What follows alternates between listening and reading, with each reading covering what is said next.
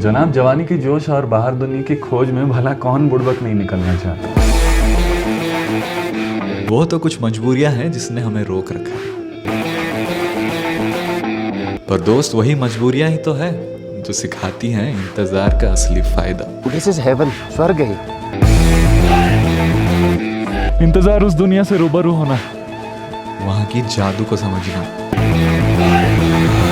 तो चलो आज इंडिया के हर एक नहीं, दुनिया के हर एक ट्रैवलर का एक जो सपना होता है, लद्दाख के रास्तों पे अपनी बाइक दौड़ाना, उसकी एक धमाकेदार झलक आपको दिखाते हैं।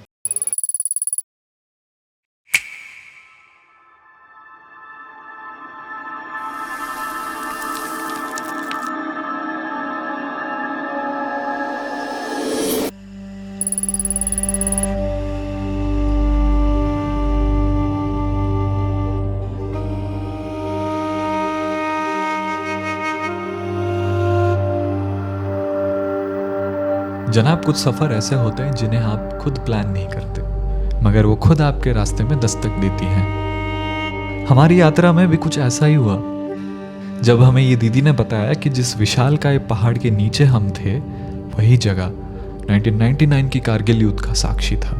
यही वो मैदान था जहां भारत ने जीत का झंडा गाड़ा था। यही वो ज़मीन थी जो परमवीर चक्र से सम्मानित विक्रम बत्रा और उनकी battalion the 13 Jammu and Kashmir rifles की वीरता से रोशन हुई थी। लोग सही कहते हैं, men and their love towards these machines बीवी के प्यार से भी ऊपर है। चांद सितारे हम तुम बिन साथ हैं। और इसी क्षण से शुरू होती हमारी एक्चुअल जर्नी टू लद्दाख। धीमी धीमी चलने लगी है, धीमी खुलने लगी है, आज राहें रंगने लगे मंजिल को जाने के राह सारे, जैसे आसमां के चीते पड़े हो पंखे सितारे। धीमी धीमी रोशनी सी बह रही है यहाँ।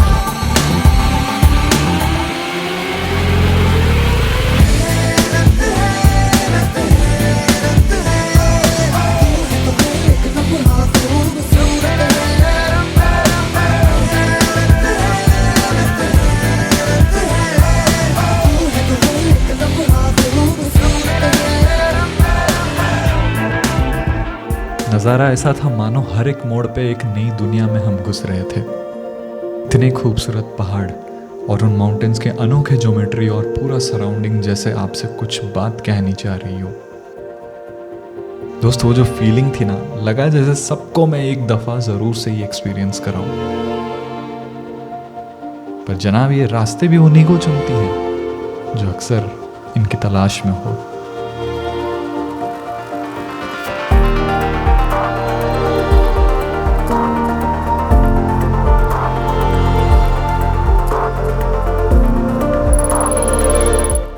कारगिल और लेह के बीच पड़ता है नामिकला पास। हिमालय के ज़ांस्कार रेंज की ये सबसे हाईएस्ट माउंटेन पास है।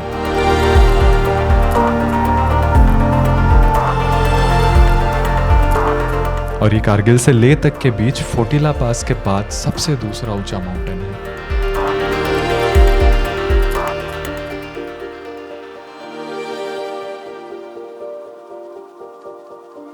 वक्त के साथ हवा की रुख मोड़ ले रही थी। ढलती शाम ने कुछ पल के लिए एक अनोखा नजारा हमें दिखाया।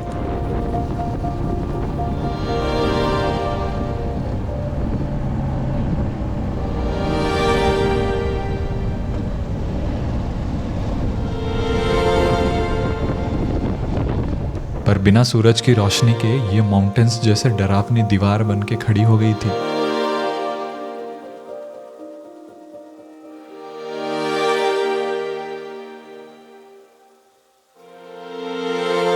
ठंड काफ़ी हो रही थी और हम एक्सेलरेटर और पेडल दबाकर पहुंचते हैं मैग्नेटिक हिल। जी, ये मैग्नेटिक हिल लेह में कितनी इफेक्टिव है देख रहा हूँ मैं देख रहा हूँ कि अभी लेवल ग्राउंड का क्या है, लगभग -1 मतलब 0 ही समझ लो। सरफेस पूरी फ्लैट है और गाड़ी न्यूट्रल में पीछे जा रही है। न्यूट्रल करो, न्यूट्रल। ब्रेक छोड़ो। हाँ भाई पीछे जा रही है, न्यूट्रल पे गाड़ी पूरी पीछे, ऑटोमेटिक। भाई क्रेजी। ओफ, पूरी नीचे स्लोप जा रही है, एंगल पूरी गई गई, देखो अपने से क्रेजी यार। यहाँ पे पूरी चांद एकदम बहुत ही बड़ी दिख रही है, कैमरे में उतनी खास कैप्चर नहीं हो पा रही, बट भाई साहब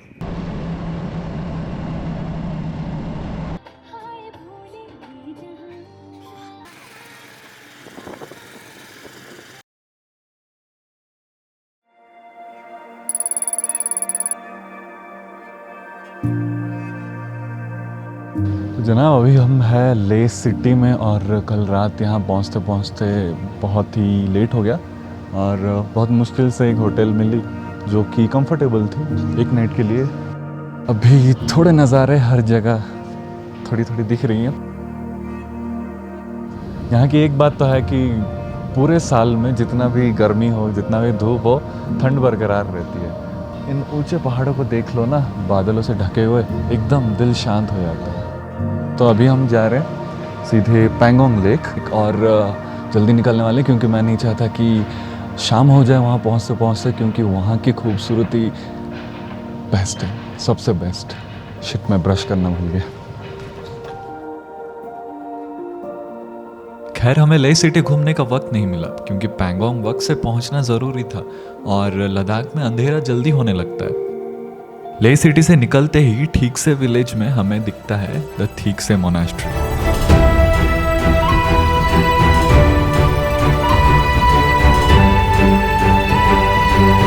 ठीक से विलेज के टॉप हिल पे बसा ये खूबसूरत सा बुद्धिस्ट मोनास्ट्री है।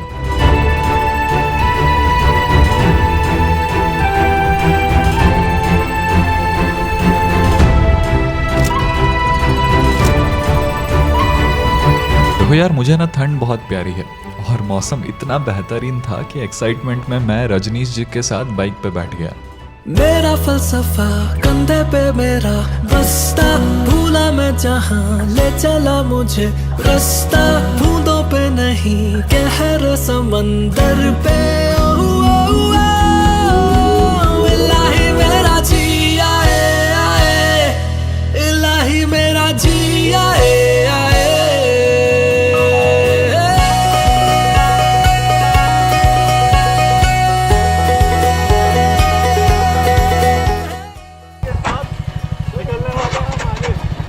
अभी टेम्परेचर करीब 2 डिग्री है, और जिस तरह हम आगे जा रहे हैं घटती जा रही है, बस हमारा जोश नहीं घट रहा है, बढ़ते जा रहा है। तो चलो इसी के साथ आगे बढ़ते हैं दोस्तों। सवालों का सफरनामा। और जिस तरह हम एक पहाड़ से दूसरे पहाड़ तक ऊंचा चढ़ रहे थे, टेम्परेचर उसी तरह 10 डिग्री से नीचे घटता जा रहा था।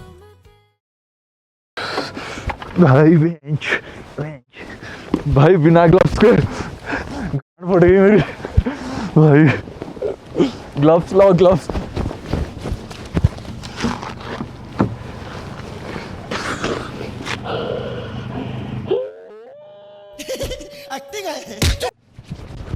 बिना ग्लव्स के हालत खराब हो रही थी, तो मैंने पहनी जैकेट, और जनाब जैसे ही हम करीब 16,000 फीट पहुंचते हैं तब होती है स्नोफॉल।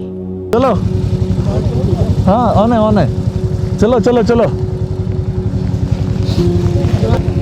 दोस्तों, स्नोफॉल शुरू हो चुकी है। जिस तरह हम ऊपर जा रहे हैं, जब आए थे 2 डिग्री सेल्सियस थी, अब बहुत ही कम हो चुकी होगी, बट हमारा जोश बिल्कुल भी कम नहीं हो रहा है। ओ भाई, 2 साल के इंतजार बाद मैं फिर से स्नो देख।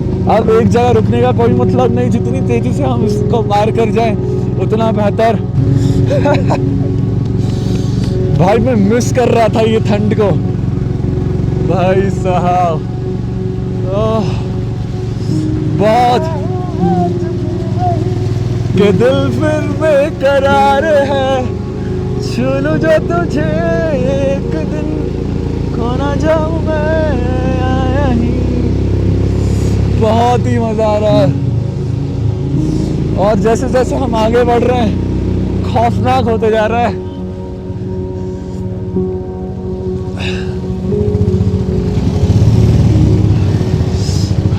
बट बात वही है कि एक दूसरे को देखते हुए, डिस्टेंस मेंटेन करते हुए हमें पूरे ऊपर तक क्रॉस करना है। अब देखो इस एल्टीट्यूड पे हमें AMS का अंदाज़ा होता है। AMS मतलब एक्यूट माउंटेन सिकनेस, मतलब जब कोई नॉर्मल एल्टीट्यूड से 10,000 फीट की एल्टीट्यूड पे असेंड करता है तब मोशन सिकनेस की सिम्टम्स शुरू होने लग जाती हैं।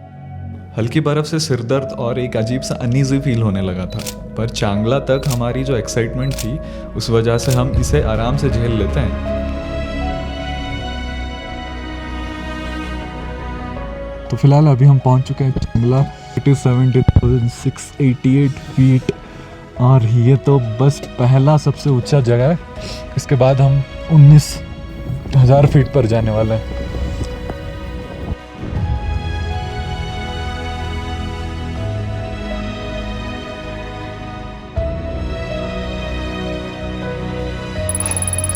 टेम्परेचर अभी करीबन -3 डिग्री है और जिस तरह बर्फबारी पूरी ये माउंटेन्स को घेर चुकी है ना, हम प्रिटी श्योर कि 1 घंटे में ये पूरी माउंटेन ऐसे भर जाएगी स्नो से।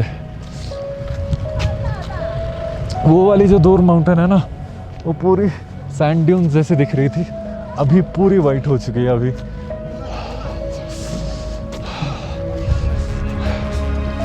करीबन 17,668 if I am not wrong 88। भाई मेरे हाथ बिल्कुल कांप रहे हैं बहुत जोरों से।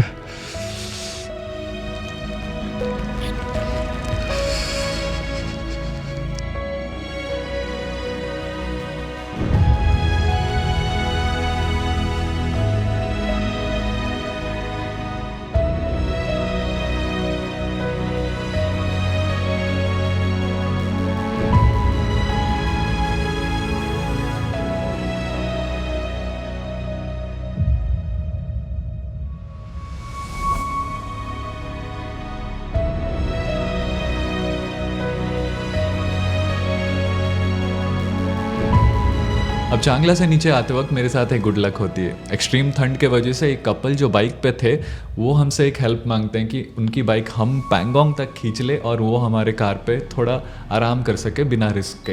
तो भाई मैंने कहा ये भी कोई पूछने वाली बात है जी, लद्दाख में बाइक चलाने का मौका भला कौन छोड़ेगा।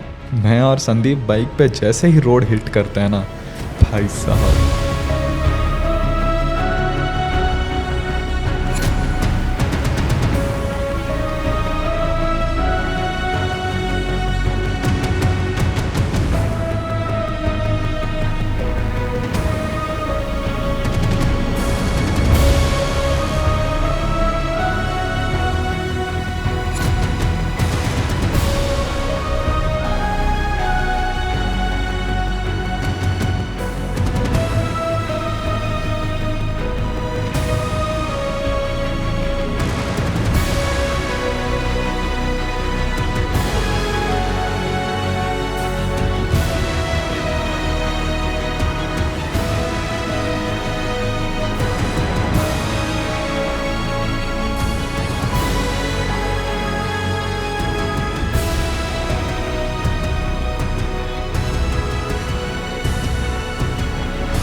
शाम ढलते ढलते आसमान नीला से गोल्डन कलर फिर काले बादलों से भर जाता है।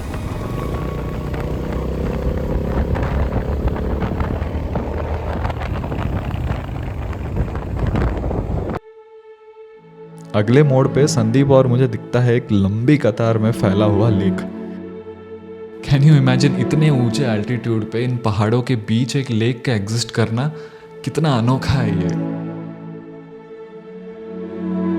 पैंगोंग तक पहुंचते पहुंचते सबकी हालत लगभग AMS के कारण टाइट हो रखी थी और मुझे तो कानों में जरा से ठंड लग जाए तो चक्कर आने लग रहे थे। भाई नहीं गया, मेरी जितनी हिम्मत थी, पहले की ठंड मेरे को पसंद है।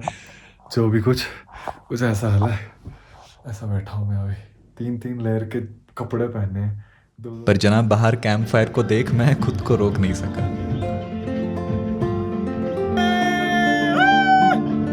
भाई मैं बता रहा हूँ, देखो कोई फोमो नहीं दे रहा। कभी ऐसे ट्रिप की प्लान बने या तुमसे कोई पूछे तो बेझिझक चले जाना उन दोस्तों यारों के साथ। और अगर नए लोग के साथ भी जा रहे हो तब भी आपको लाइक माइंडेड लोग ही मिलेंगे भाई गॉड, इतनी एक्सट्रीम टेम्परेचर में भी हम सारे जो झूम रहे थे ना, स्पेशली अपने नवीन जी, होश जोश सब वापस 1 सेकंड में।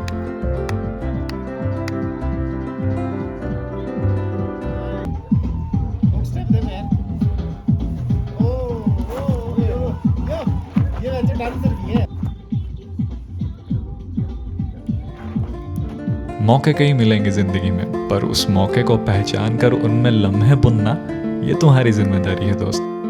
तो कभी कोई ट्रिप का प्लान बने तो पता है ना क्या करना है। पहले तो यार सब्सक्राइब कर लो, बाकी बातें होती रहेंगी।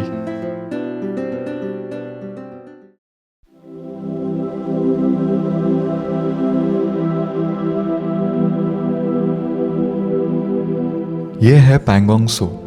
लद्दाखी लैंग्वेज में सो का मतलब लेक। लद्दाख की बंजर वादियों में करीब 14,000 फीट की ऊंचाई पर स्थित एक अनोखा लेक। ये सिर्फ एक झील नहीं, एक जज्बा है, शांति और सुकून का एहसास। ऐसा नज़ारा जो है ना लाइफ में किसी को भी, हमको, आपको, नो एनीबडी, एक बार ही देख लीजिए। दिस इज हेवन, स्वर्ग है ये। पैंगोंग सो का एक रोचक पहलू है इसकी सीमाएं। ये झील लगभग 134 किलोमीटर लंबी है, लेकिन इसका सिर्फ 40% हिस्सा भारत में है, बाकी का 60% हिस्सा चाइना में आता है।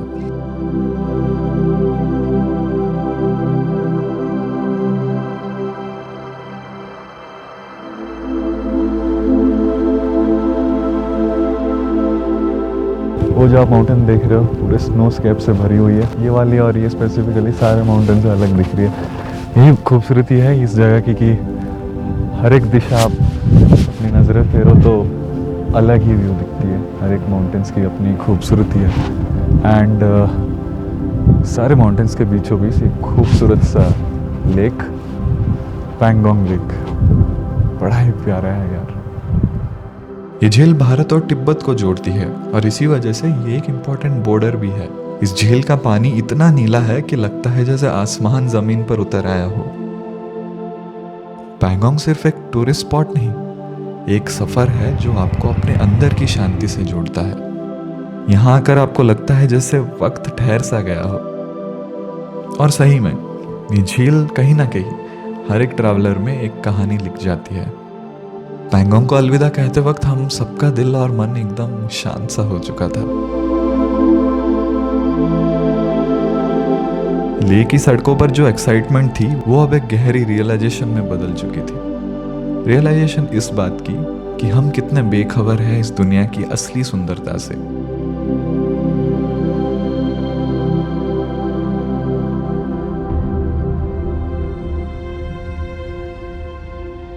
जो जिंदगी हम ईंट से ईंट जोड़ने में लगा देते हैं, क्या वो 4 दीवारों में ये सुकून मिल सकता है? ये खुला आसमां, ये पहाड़ों की चमक, ये शांति, क्या ये सब नसीब हो सकती है जब तक तुम अपनी रोजी रोटी और रूटीन के जाल में फंसे रहोगे? जनाब पैंगोंग ने हमें ये सिखाया कि असली जिंदगी कहीं और है, जहां हम खुद को पाते हैं, खो नहीं जाते।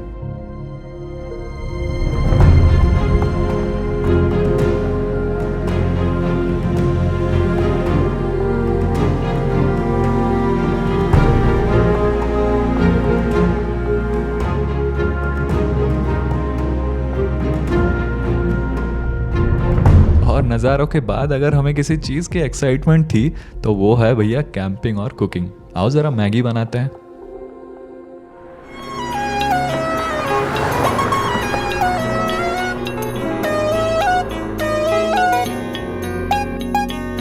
पिछे ना मुड़ियो मुड़ियो वे, पिछे ना मुड़ियो मुड़ियो वे, राता दे काले काले चेहरे डर डाडा डसे वे, और मंजिल हंसे वे, डर डाडा डसे वे, हाय, और मंजिल हंसे वे, डर डाडा डसे वे, और मंजिल हंसे वे, हाय। हाँ क्या है ये कमाल, बस पूछना पूछना मेरा हाल चाल, बस पूछना पूछना अल्लाह बनाल करा नाल। जनाब जनाब इतनी दूर बाइक चलाते चलाते वक्त की खबर ही नहीं लगी। आखिरी एपिसोड में हम जाने वाले हैं वर्ल्ड्स हाईएस्ट मोटरेबल पास और किस तरह हमारी मुलाकात अनजान साथियों से होती है जिनके साथ हम निकलते हैं उमलिंगला।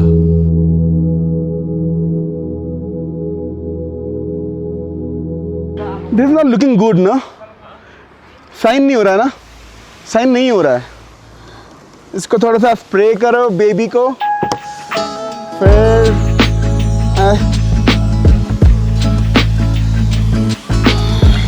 हम तुम साथ प्यार से नाजुक कली है ये दुनिया।